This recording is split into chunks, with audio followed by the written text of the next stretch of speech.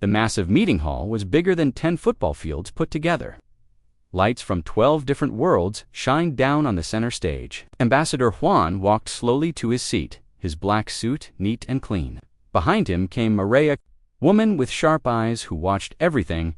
Next to her was Degyan, a scientist with thick glasses who carried a small computer. Around the hall sat the other alien races. The Vorthok looked like giant lizards with scars all over their bodies. They wore metal armor and carried big weapons. Their leader, General Krex, had one eye missing and claws that could cut through steel. The Talon were small and fat, with green skin that looked wet all the time. They wore expensive clothes covered in gold and jewels. Their leader, Prince Voss, had rings on every finger and counted money on a small machine. The Meladi were tall and thin like ghosts. Their skin was white as paper, and their eyes were completely black. They never spoke out loud, but talked with their minds. Their speaker, Zenth, stared at the humans with those dark eyes.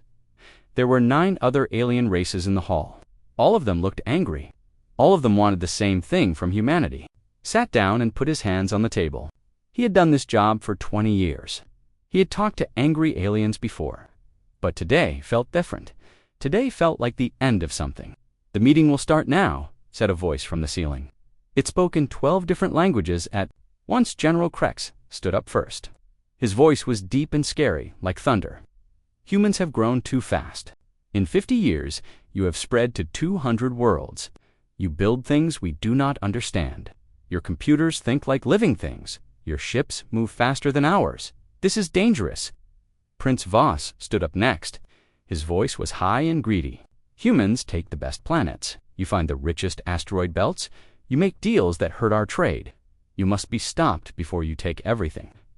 Zenth did not stand. The words appeared in everyone's mind like cold water. "Humans think in ways that make no sense. Your minds are hard to read. You plan things we cannot see. You are not like other races. You are unpredictable." One by one, the other aliens spoke. They all said the same thing in different words. Humans were dangerous. Humans were growing too fast. Humans had to be controlled. Juan listened to everything. He did not get angry. He did not shout back. When they were done, he stood up slowly. "We came here to talk as friends," Juan said. His voice was calm and clear. "We want to work together. We want to share what we know. We want to build a better galaxy for everyone." "Friends do not threaten the galaxy," General Krex growled. "We are not threatening anyone," Juan replied. "We are just living our lives and trying to help where we can." Prince Voss laughed a sound like broken glass. "Help you. Help yourselves to our resources. You help yourselves to our trade routes. You help yourselves to our space." Marie wrote notes on her tablet. She recorded every word and every threat. She had been doing this for years. She knew how aliens thought and what they feared. Dejin worked on his computer. Numbers moved across the screen.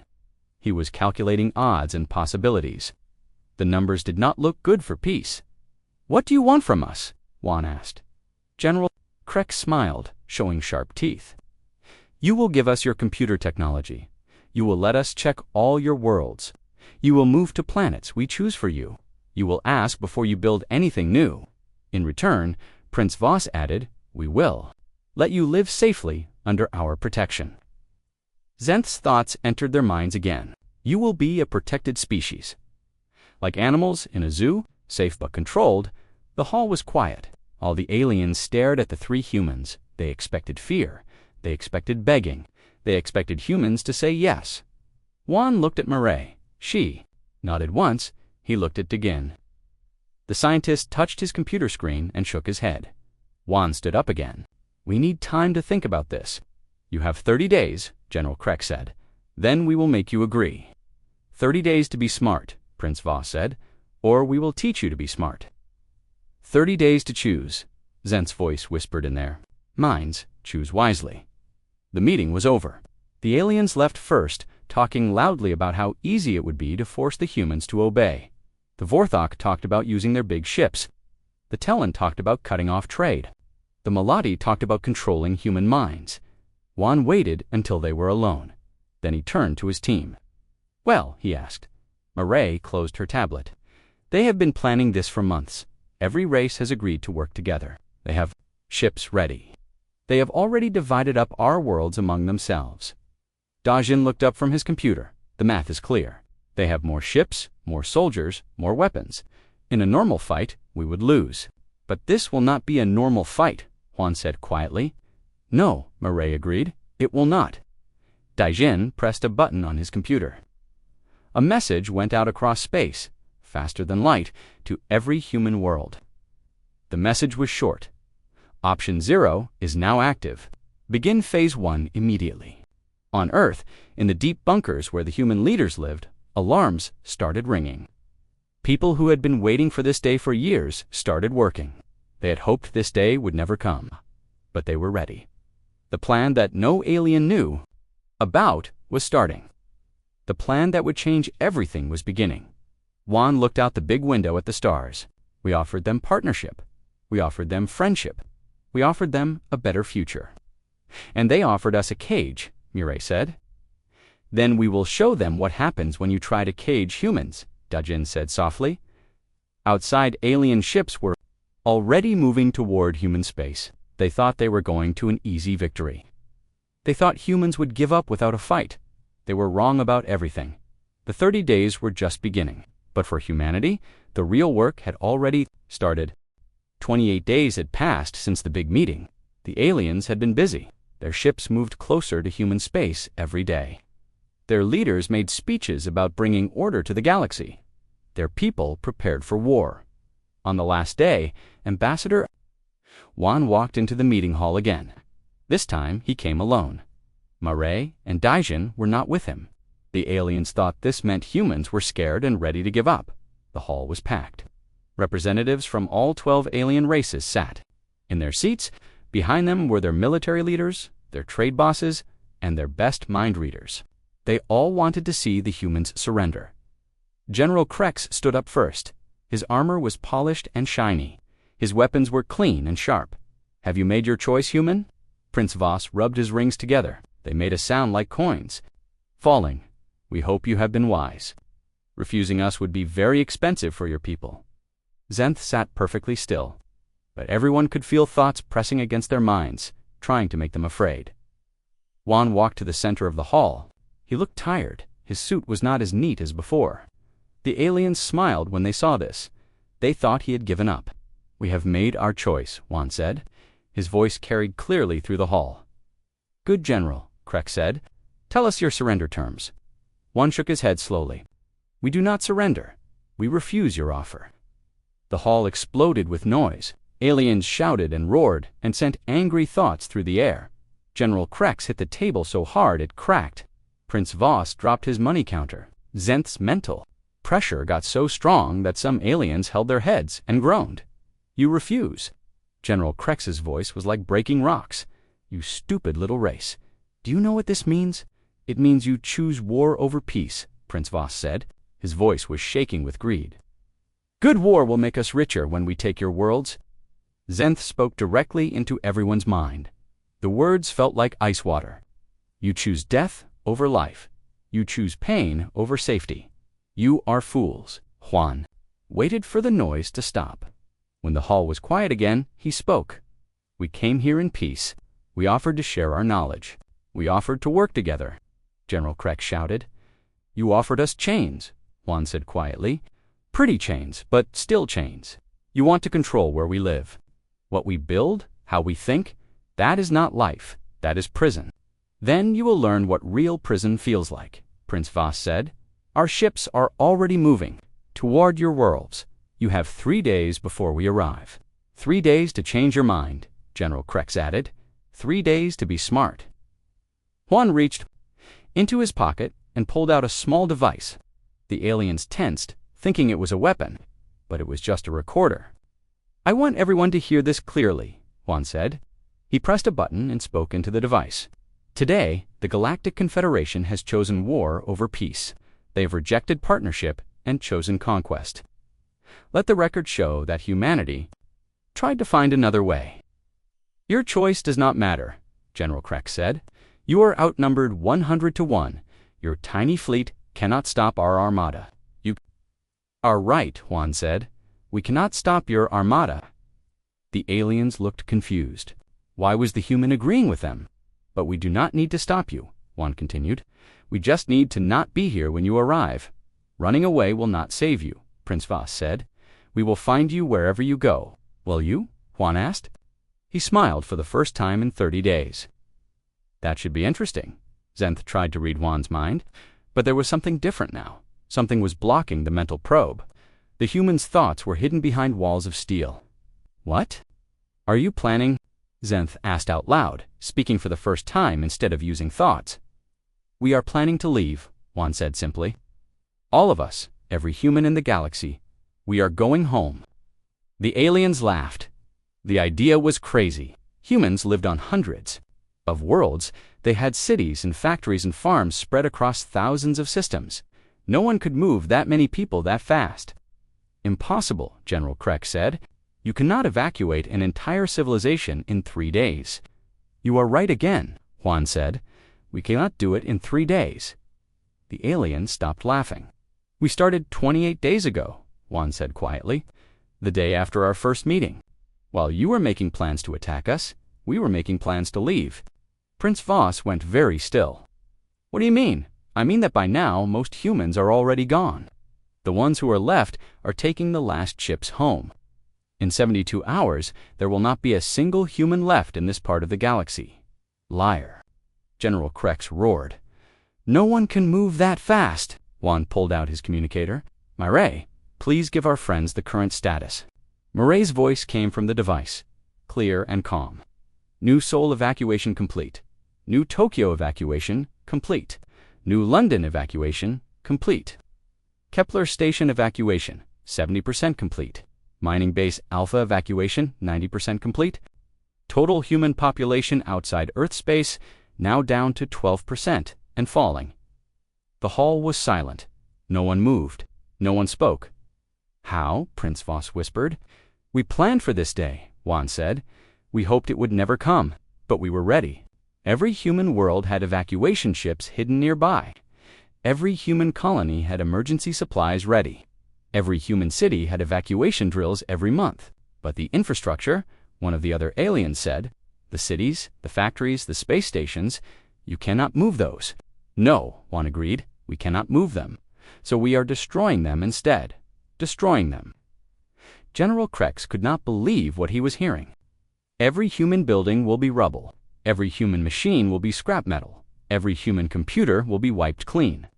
You wanted our worlds. You can have them. But you will get empty rocks floating in space. Juan turned to leave. Goodbye, he said. When you are ready to talk to us as equals instead of prisoners, you know where to find us. He walked toward the door. Wait, Prince Voss shouted. You cannot just leave. Juan stopped and looked back. Watch us. He left the hall. Behind him, the aliens started shouting at each other. Some wanted to attack immediately. Others wanted to negotiate. A few smart ones were starting to worry about what would happen when the humans were really gone. But it was too late for worry. The evacuation was almost complete. Soon, the aliens would have everything they wanted. Everything except the humans who made it all work. Across human space, the greatest move in galactic history was happening. On 500 worlds, humans were packing up everything they could carry and leaving everything else behind. On New Busan, Soyoung stood in the control room of the weather station. Outside the windows, she could see the green fields and blue rivers that her team had spent 10 years creating. This planet had been a dead rock when humans first arrived. Now it was a garden world that could feed millions of people. You sure about this? Asked her assistant Minho. He was young and had never lived anywhere but New Busan. This planet is beautiful. It seems wrong to just abandon it. Soyoung touched the control panel. I know how you feel. But look at these readings. She pointed to the screen. It showed all the machines that kept New Busan alive. The atmosphere, processors that made the air breathable, the weather controllers that brought rain to the farms, the soil generators that created rich earth from bare rock. Every one of these systems needs human maintenance, Soyoung explained. Without us, the atmosphere will turn toxic in 6 months. The weather will go crazy in 3 months. The soil will turn to dust in 1 month. But the aliens could learn. To fix them, Minho said, So Young shook her head. These machines do not just break down by accident. I designed them that way. If the maintenance codes are not entered every 30 days, the systems will shut down permanently. She pressed a series of buttons. Red lights started flashing all over the control panel. 30 days from now, this will be a dead world again, she said. Just like it was before we came. Outside, the last transport ships were loading up with people and supplies. Children cried as they left their homes. Adults looked back at the cities they had built with their own hands. Everyone was sad to go, but they all went. Every single human on Nubusan got on a ship and left. On mining station Sigma 7, Jisoo was doing something even more dramatic. The station was built inside a giant asteroid that was full of rare metals. Human machines had been digging tunnels and extracting ore for 15 years. Shut down the gravity generators. Jisoo ordered her team. Sir, if we do that, the station will tear itself apart, said her engineer Sungmin. That is the idea, Jisoo said. The aliens want our mining technology. They can dig it out of 1 million pieces of floating debris. But sir, this station is worth billions of credits, and it will be worth nothing to our enemies, Jisoo replied. Better to destroy it than let them use it against other humans. The gravity generators shut down. Immediately, the asteroid started coming apart. Without artificial gravity holding it together, the rock broke into thousands of pieces. The mining equipment, the living quarters, the ore processing plants, everything was smashed to bits. Jisoo and her team watched from their escape ship as 15 years of work turned into space junk in 15 minutes. Was it worth it? Sungmin asked. Ask me again in a year, Jisoo said, when the aliens are begging us to come back and fix their problems.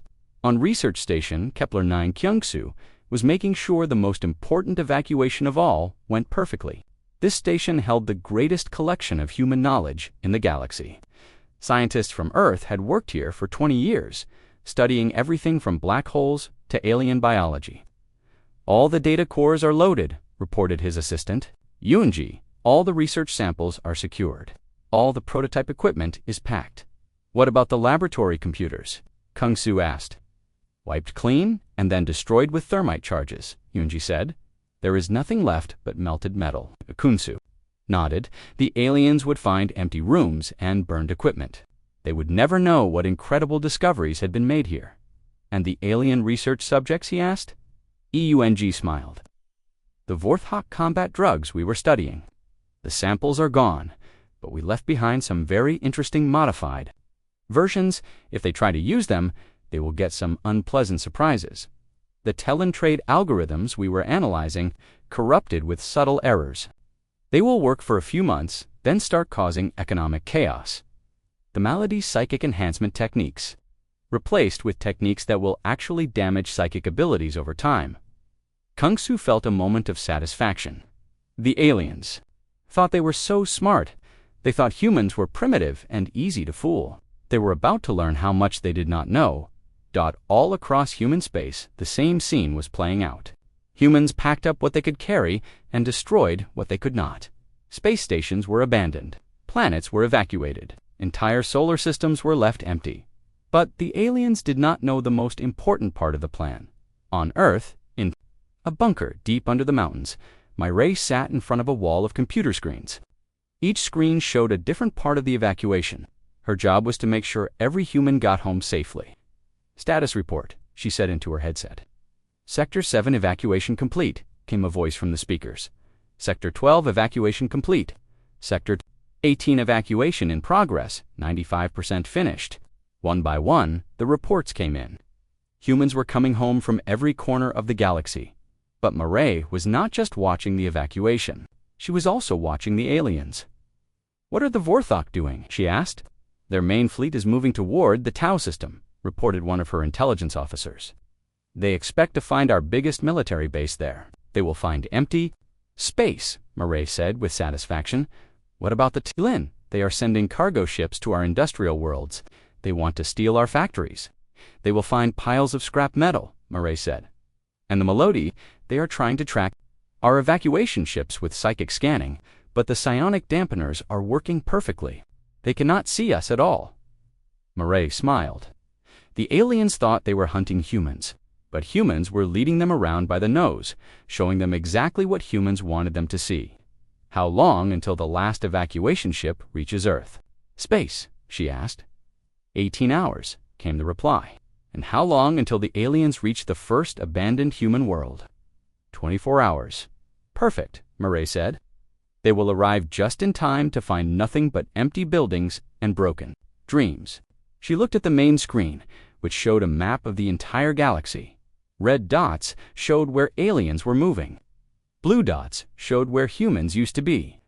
The blue dots were disappearing one by one as the evacuation continued. Soon there would be no blue dots left outside of Earth. Space, humans would be gone from the wider galaxy completely. The aliens wanted humanity to disappear. They were about to get their wish, but they were also about to learn that some wishes come with a terrible price. 6 months had passed since the humans left. The alien fleets had arrived at human worlds, expecting to find cities full of people and technology. Instead, they found empty buildings and silent streets. At first, the aliens were happy. They thought the humans had run away in fear, leaving all their valuable stuff behind. The Vorthok military commanders strutted through abandoned human bases, planning how to use the weapons and ships they found. But when they tried to start the human machines, nothing worked. General Krex stood in the command center of what used to be humanity's biggest military base. The room was full of computers and control panels that looked incredibly advanced. But every screen was dark. Every button did nothing when pressed. "Get these machines working," Krex ordered his best technicians. The Vorthok engineers worked for hours. They took apart computers and studied circuits. They tried different power sources and different commands. Nothing happened. "Sir," one engineer reported, "these computers have no memory cores. All the data has been wiped clean. And, sir, ... there is something else." "What?" "The hardware itself is designed wrong. It looks like it should work, but there are missing pieces. Important pieces. It is like they took out the brain and left us the skull." Krex smashed his fist into a control panel. The metal crumpled like paper, but the dead screens did not even flicker. On the trading world of New Hong Kong, Prince Voss was having similar problems. The planet had been humanity's biggest commercial center, with huge markets and trading floors that handled billions of credits every day. Voss walked through the empty markets with his accountants and economists. The buildings were beautiful and the equipment looked expensive. But when they tried to access the trading systems, they found nothing. "Where are the customer databases?" Voss demanded. "Gone, sir," his head accountant replied. "Completely erased. The financial networks, destroyed, sir. Not just turned off, the hardware has been melted. The supply chain logistics. We found some data, sir, but it does not make sense. According to these records, every trade route leads nowhere, and every supplier sells nothing." Voss felt a cold fear growing in his stomach. "What about the manufacturing centers? Surely they left us something we can use." His industrial specialist shook her head. "The factories are empty shells, sir. They took out all the important machinery and left us with metal boxes. We found some equipment, but when we tried to use it," she showed him a twisted piece of metal that had once been a precision manufacturing tool. "It exploded, sir. We think they booby-trapped everything they could not take with them." The Maladi were having the worst time of all.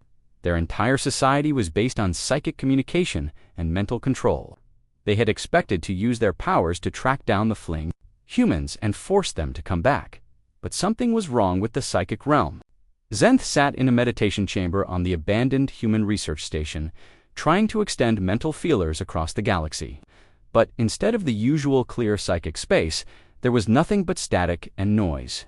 "I cannot see anything," Zenth reported to the other Melody leaders. "It is like someone is broadcasting mental noise across the entire galaxy." "The humans must have left some kind of psychic jamming device," another Melody suggested. "No," Zenth said slowly. "This is not jamming. This is something else.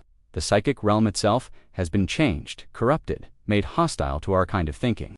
What Zenth did not know was that a human scientist named Young Ho had spent 5 years secretly placing psychic dampening satellites in key locations throughout the galaxy. The satellites were designed to look like space debris, but they broadcast a special kind of mental static that made psychic abilities much weaker. The Meladi were not just unable to find the humans, their own psychic powers were fading day by day. As weeks turned into months, the problems got worse. The Vorthok discovered that their mighty war fleet was falling apart. The ships had been built using human-designed materials and human engineering techniques. Without regular maintenance from human technicians, critical systems started failing. "Sir," a Vorthok ship captain reported to General Krex, "the faster-than-light drive on the destroyer Vengeance has stopped working. Our engineers cannot fix it." "Use parts from another ship," Krex ordered. "We tried, sir, but the parts do not fit. Each ship seems to have been built slightly differently. We cannot find compatible components." Soon, half the Vorthok fleet was stuck in normal space, unable to travel between stars. The mighty military that had terrorized the galaxy for centuries was stranded and helpless. The Tellin were facing economic collapse. Their entire trade empire had been built on human-designed computer systems and human-calculated trade routes. Without those systems, they could not coordinate shipments between their worlds. "Our cargo ships are getting lost," Prince Voss's shipping manager reported. "The navigation computers keep giving wrong directions. 3 ships have already been destroyed trying to fly through asteroid fields that the computers said were clear space." "Fix the computers," Voss screamed. "We cannot, sir. The software is too complex. We do not understand how it works, and every time we try to modify it, it gets worse." Food shortages began appearing on Tellin worlds for the first time in 200 years. Industrial production ground to a halt. The richest civilization in the galaxy was becoming poor almost overnight, but the worst was yet to come. On the Melody homeworld, Zenth sat in an emergency council meeting. The greatest psychic minds of their species had gathered to discuss the growing crisis. "Our mental abilities are diminishing at an alarming rate," reported the chief mind reader. "Powers that were once effortless now require great strain. Some of our people can no longer read thoughts at all." "It is the psychic static," Zenth said, "but there is something else. I have been analyzing the interference pattern, and I believe it is not just blocking our abilities. It is actually damaging our brains." The council chamber erupted in mental screams of terror and rage. "How long?" asked the high psychic. "At the current rate of deterioration, Zenth calculated our species will be completely non-psychic. Within 5 years, we will become like the lower species, unable to share thoughts, unable to read minds, unable to control others through mental force." "Find the source of this interference," the high psychic commanded. "Destroy it." "We have tried," Zenth replied sadly, "but we cannot locate the transmitters, and our space fleet is as damaged as everyone else's. We cannot mount an effective search." Across the galaxy, the former members of the Galactic Confederation were discovering the same terrible truth. Everything they thought they owned had actually belonged to the humans. Every system they thought they controlled had been designed and maintained by human engineers. Every technology they thought they understood had been given to them by human scientists. The humans had not just left, they had taken their knowledge with them, and without that knowledge, the galaxy was falling apart. General Krex stood on the bridge of his flagship, looking out at the stars. Half his fleet was disabled. His supply lines were broken. His communication networks were failing. His mighty empire was crumbling. "Sir," his communications officer reported, "we are receiving distress calls from 17 different Vorthok worlds. They are requesting immediate assistance with failing infrastructure." "What kind of assistance? Food, sir? Medical supplies? Replacement parts for life support systems? Basic necessities?" Krex could not believe what he was hearing. The military had conquered dozens of worlds. They had never asked anyone for help. Now they were begging for food and medicine like refugees. "Send what we can," he ordered quietly. "Sir, we do not have enough supplies for our own ships, let alone for planetary relief efforts." Krex closed his eyes. For the first time in his long military career, he felt completely defeated, not by enemy weapons or superior strategy, but by the simple absence of the people he had driven away. The humans had won without firing a single shot. They had won by leaving Dot, and now the galaxy was learning what life was like without them. 1 year after the humans left, galactic civilization was dying. What had started as small problems with broken machines had grown into complete system failure across hundreds of worlds. The former Galactic Confederation members were no longer working together. Instead, They were fighting each other over the few resources that still worked. Sun Wu had been a quiet computer programmer when he worked for the aliens. Nobody paid much attention to him as he fixed their networks and upgraded their systems. But Sun Wu had been very careful about the work he did. Every alien computer system in the galaxy had a special surprise hidden inside it. On the anniversary of the human evacuation, Sun Wu pressed a button in his office on Earth. Across the galaxy, sleeping programs in millions of alien computers woke up and started working. The programs were very clever. They did not break everything at once. That would have been too obvious. Instead, they caused small problems that got bigger over time. A navigation computer would be accurate for months, then start giving directions that were just slightly wrong. A manufacturing system would work perfectly, then begin making products with tiny flaws that would fail later. The aliens did not notice at first, but as months passed, the problems multiplied. On the Vorthok homeworld, General Krex was dealing with a crisis that got worse every day. His military's targeting computers had started malfunctioning during a border conflict. With the "Sir, the weapons systems on battlecruiser Dominator are firing at random," reported his tactical officer. "The computer says it is aiming at enemy ships, but the missiles are hitting empty space. Override the computer. Use manual targeting." "We tried, sir, but the manual controls have been modified to work with the computer system. Without the computer calculating ranges and trajectories, our gunners cannot hit anything beyond point-blank range." What the Vorthok did not know was that their entire military doctrine had been built around human-designed targeting systems. Human engineers had convinced them to remove most manual controls to make room for more efficient automated systems. Now those automated systems were failing, and the Vorthok had forgotten how to fight without them. The situation got worse when Vorthok ships accidentally fired on each other during a training exercise. The targeting computers identified friendly ships as enemies and launched missiles before the crews could stop them. 3 ships were destroyed, and hundreds of Vorthok soldiers died. "We need to replace all the targeting computers," Krex ordered. "Sir, we do not know how to build new ones. The old computers were designed by human contractors. We have the blueprints, but we do not understand them." General Krex felt his world falling apart around him. His mighty military was becoming useless. His warriors were afraid to fight because their own weapons might kill them. The Vorthok Empire, which had dominated this part of the galaxy for 1,000 years, was helpless. Meanwhile, the Tellan were facing economic disaster. Prince Voss sat in his palace, surrounded by piles of worthless trade reports and broken financial projections. "Sir, the automated trading systems have gone completely insane," his chief economist reported. "Yesterday they bought 10 million tons of ice and sold it to a desert planet for twice what we paid. Today they tried to ship live fish to a world with no water. Fix the programs." "We cannot, sir. Every time we try to modify the trading algorithms, they adapt and become more unpredictable. It is like they are fighting back against our changes." What Prince Voss did not understand was that a human economist named Nari had designed those algorithms to be self-modifying. They were supposed to adapt to changing market conditions, but the hidden programs that Sun Wu had planted were feeding the algorithms false information about market conditions, causing them to make increasingly crazy decisions.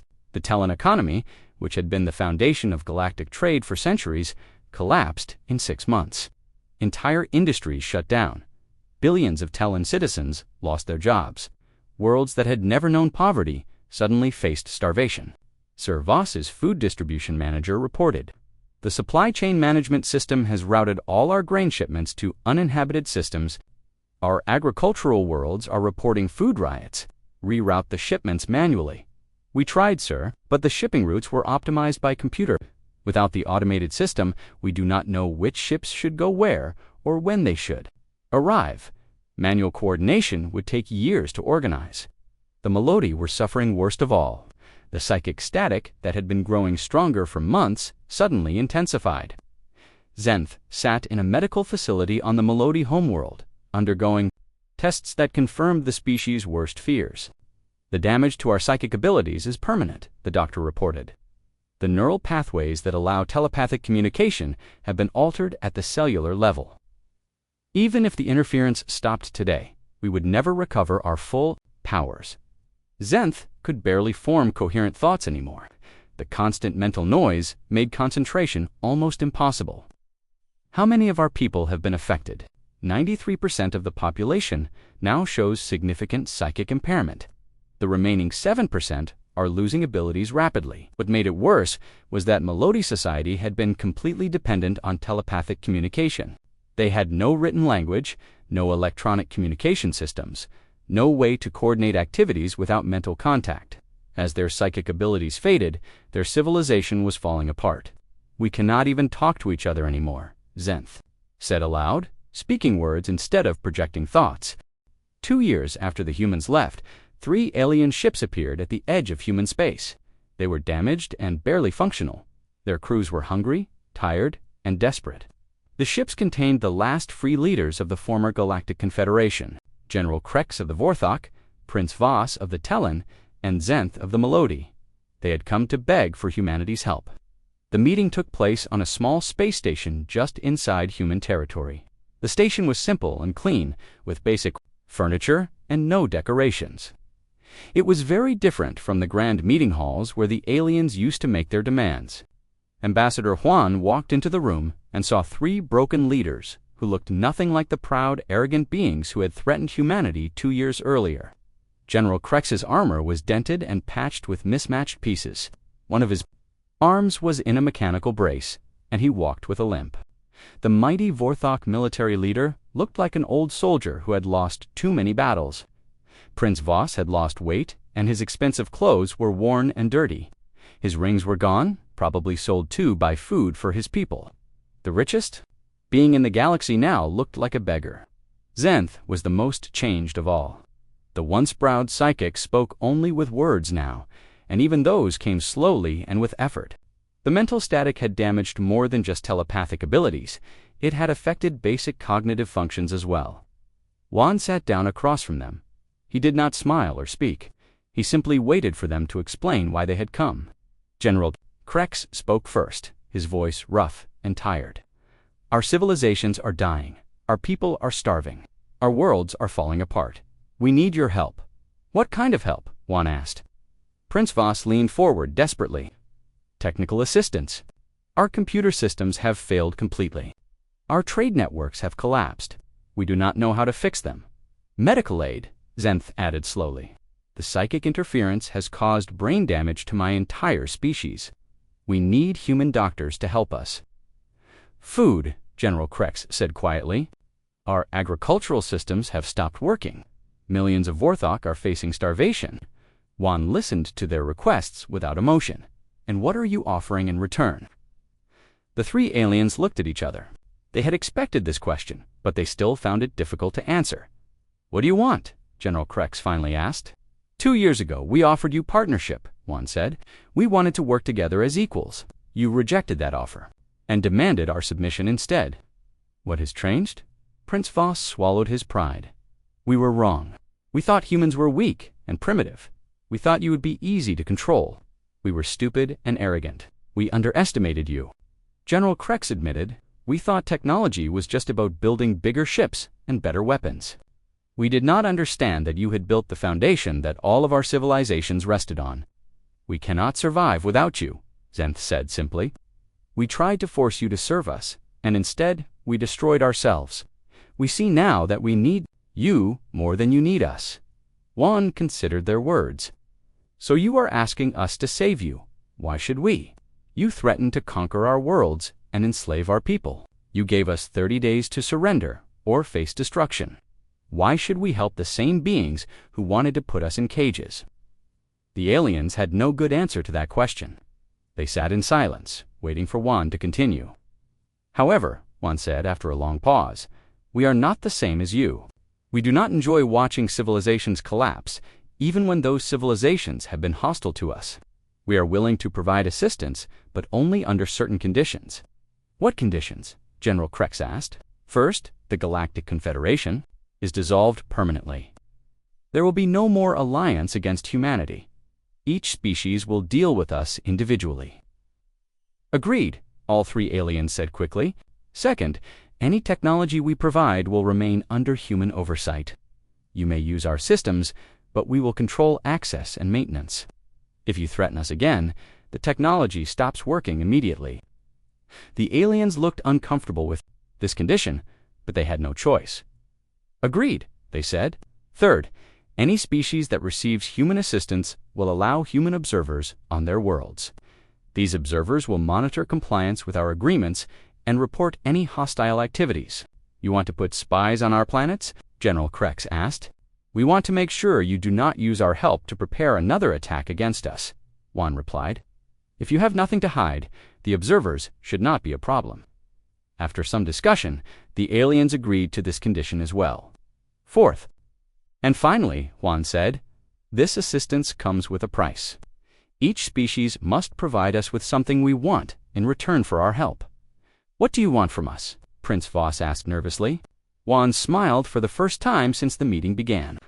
Knowledge, information, cultural exchange. The galaxy is full of interesting things that humans would like to study. In exchange for saving your civilizations, we want access to your histories, your sciences, your arts, and your unique perspectives on the universe. The aliens were surprised. They had expected humans to demand territory, resources, or political control. Instead, humans wanted to learn from them. You want our knowledge? Zenth asked. Yes, humans are curious by nature. We want to understand how your societies developed, how your technologies work, what discoveries you have made that we have not. We want to learn from you as partners, not as conquered subjects. This was something the aliens could provide without losing their dignity. In fact, many of them were pleased to think that their cultures might be preserved and studied by the beings who had proven themselves the most advanced species in the galaxy. We accept your terms, General Krex said formally. Juan stood up and extended his hand to each of the alien leaders. It was the human gesture of partnership, not submission. Then, let us begin, he said. Over the following months, human ships began arriving at alien worlds, but they did not come as conquerors or overlords. They came as helpers and teachers. Human engineers worked alongside alien technicians to rebuild the broken infrastructure. Human doctors developed treatments for the various medical problems caused by system failures. Human economists helped redesign trade networks that could function without total dependence on automation. But the humans were careful to maintain control over the most critical systems. The computer networks that ran alien civilizations were managed from human facilities. The medical equipment that kept alien hospitals running was monitored by human technicians. The transportation systems that connected alien worlds required regular human maintenance. The message was clear. Humanity was willing to help, but only as long as the aliens remained peaceful and cooperative. Murray, now promoted to Director of Alien Relations, established offices on 12 different worlds. Her job was to make sure the reconstruction went smoothly and that no species tried to take advantage of human generosity. How are they adapting to the new arrangements? Juan asked during one of their regular meetings. Better than expected, Murray replied. Most of them seem genuinely grateful for our help. There have been a few protests from groups who think their governments gave up too much independence, but the majority of the population supports cooperation with humanity. Any signs of military buildup or preparation for future conflict? None that we can detect. The Vorthok are focused on rebuilding their civilian infrastructure. The Tellan are working to restart their economy. The Melody are still recovering from their psychic injuries. All of them are too busy with internal problems to pose any external threat. Dagin, now head of the Department of Galactic Reconstruction, had the most interesting job of all. He was leading the effort to study alien knowledge and integrate useful discoveries into human technology. What have we learned? Juan asked him. More than we expected, Daijin replied. The Vorthok have developed some fascinating metallurgy techniques that could improve our ship construction. The Tellan have mathematical models for economic prediction that are more sophisticated than ours. The Melody have insights into neural science that could advance our understanding of consciousness itself. So the knowledge exchange is working. Very well. In fact, some of the alien researchers are excited to work with human scientists. They are discovering that collaboration produces better results than isolation, and they do not resent being dependent on our technology. Some do, Dejin admitted, but most have come to see it as a fair trade. We provide the infrastructure that keeps their civilizations running, and they provide the knowledge that helps our civilization advance. Both sides benefit. 5 years after the failed negotiations, the galaxy was stable again. The alien species had rebuilt their worlds and restored their societies, but now they functioned as partners with humanity rather than as independent powers. Juan, now Director of Galactic Affairs, stood in his office on Earth, looking out at the stars. The galaxy was at peace, trade was flowing again, and scientific discovery was advancing faster than ever before. But the balance of power had changed. Forever, humanity was no longer just another species among many. They had become the foundation upon which galactic civilization rested. The aliens had demanded that humans submit to their authority. Instead, they had learned that their own authority depended entirely on human cooperation.